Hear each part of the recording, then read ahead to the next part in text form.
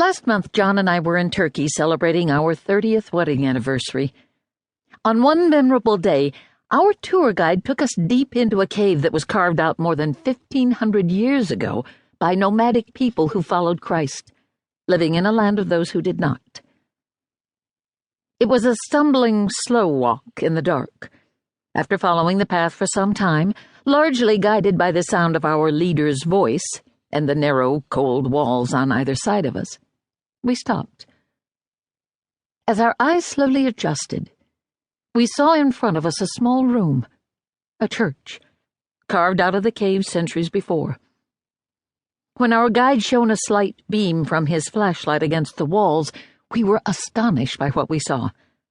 Frescoes, painstakingly drawn by hand, still retained vivid colors of red, yellow, and blue.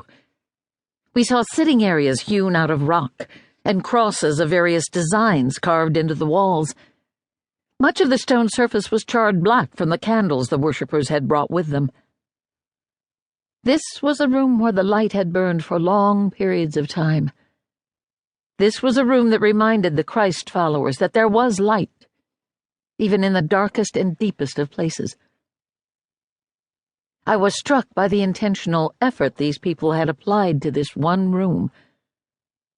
Other rooms were strictly for survival, a small room carved out of the rock 5 or 6 stories below the surface of the earth, designed for food preparation.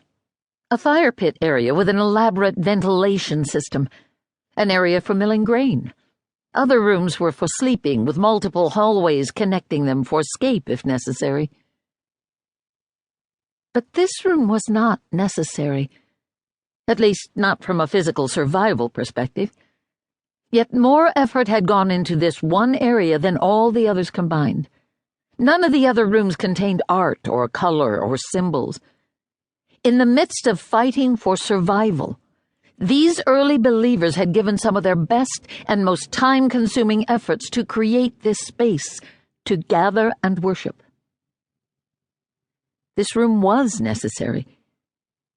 Perhaps their survival was more dependent on what they experienced in this room than on what happened in the kitchen, which kept them alive in a different way.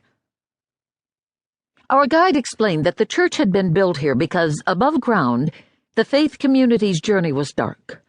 They were being hunted and persecuted, so they went below ground where it was dark as well, just a different kind of dark.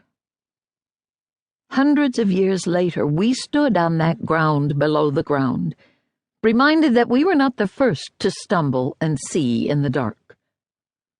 The walls continued to speak. The references in the Bible to light in dark places are numerous. From Genesis to Revelation, light penetrates the darkness in bold and soothing ways.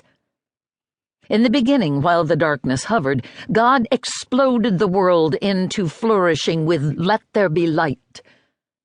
Light is offered as relief for dark paths and unknown futures. God's face is described as light. His garments are a wrapping of light. God's people are called the light of the world. God's light is so powerful in us that it can't help but leak out. Light is there, a synonym for truth and a name for Jesus, and not just a light, but the light of the world. God knows we need some. Just as numerous are the Bible's references about the way we see in imperfect and incomplete ways, like a mirror that reflects and distorts an image at the same time. How faint the whisper we hear of him, Job says. Job chapter 26, verse 14. And yet, we are called to this journey of faith with eyes that cannot properly focus and light that reveals only the next step. We are compelled to take that next step with merely a tug in our souls rather than the clear path we long for. We get a glimpse when what we want is a panoramic view. What's a person to do?